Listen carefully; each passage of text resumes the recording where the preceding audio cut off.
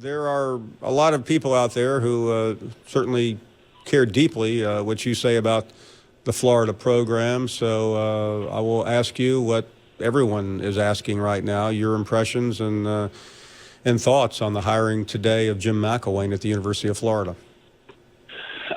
Well, I got a chance to talk to Jeremy Foley this morning, and I know he's very excited about that. And he really believes in him, and I know they've had a great conversation. So that's very comforting as a Florida fan and a Florida supporter.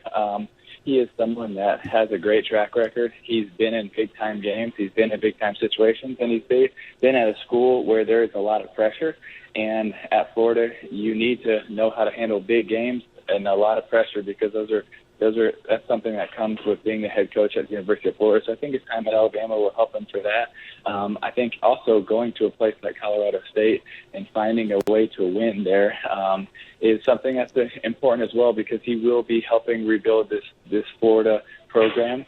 I think there is a lot of talent there, especially defensively, and I think there are some young and up-and-coming receivers that are pretty talented. So I think really being able to get into recruiting fast is going to be important and start to rebuild, but then also handle the pressure that comes along with being head coach at the University of Florida.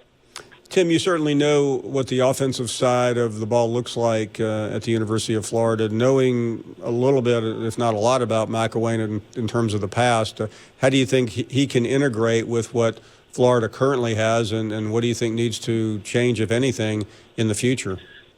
Well, what I really like about the offenses that he has run is they're versatile. They're not just one-dimensional. They're not locked in. It's not just, hey, we're a pro-style offense, so we're never going to adjust. But I really like what he did in certain games of, hey, we're a pro-style offense, but we're going to go empty. If we have an athletic quarterback, we're going to use them in this way. We're going to go play action. We're going to roll our quarterback. And the game plan that he had for the 2009 Alabama offense, I thought was really good in the SEC championship game. That was a game plan that really took advantage of a few things that our defense kind of gave up, and they did a great job and obviously won the national championship that year. So I think he's got a good offensive mind. I think he's someone that continues to grow. You look at his offenses and what they do, it's not just, hey, this is what we did in 08, 09, and 2010 at Bama. I know it's continuing to grow, and I think you always have to have that mindset to be a successful coach.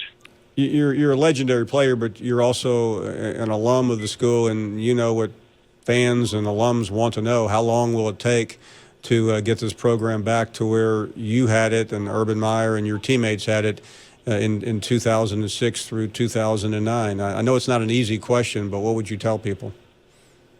Well, I think that's a really good question, P-Town. I think a lot of that has to do with how well they're able to do this year in recruiting, how well they're able to get this offense turned around, where they're able to score some points, and when they need to lean on the offense every now and then, and also the way that he can develop quarterbacks.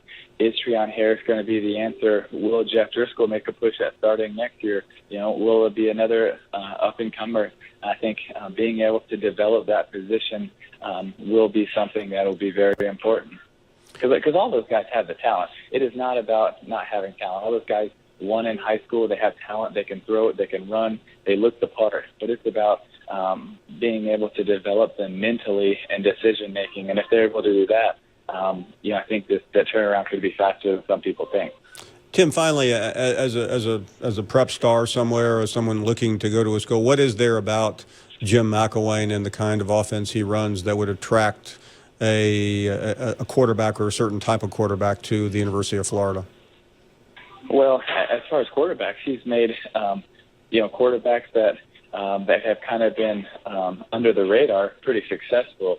And Greg, AJ McCarron, those guys came on the scene and really did some great things in college and made a name for themselves. And he really helped those guys in their maturity and improving. But I also think when you're an athlete, what you got to look at with him is it doesn't matter if you're an offensive lineman, you're a quarterback, you're a running back, or you're a receiver or tight end. You have an opportunity in this offense to be successful. It is not one-dimensional. They will find ways to use you. I remember with Mark Ingram, he was someone that was very good out of the backfield, so they used him with screens and swing passes a lot because that was something, and so they played to his strengths. So, I think that is something that will also be very influential for these young kids looking to see where they're going to go, because, some of these offenses, they might say, well, I'm a receiver, I'm going to go to more of a throwing type place. But I think he'll be able to get, a good mixture of athletes. Tim, appreciate your time. I know you're about to work out. We'll see you in Atlanta later today. We'll be together at 1 o'clock on SEC Nation on Saturday. Always great to catch up. Look forward to it, man. Have a great show. Thank you very much. Tim Tebow.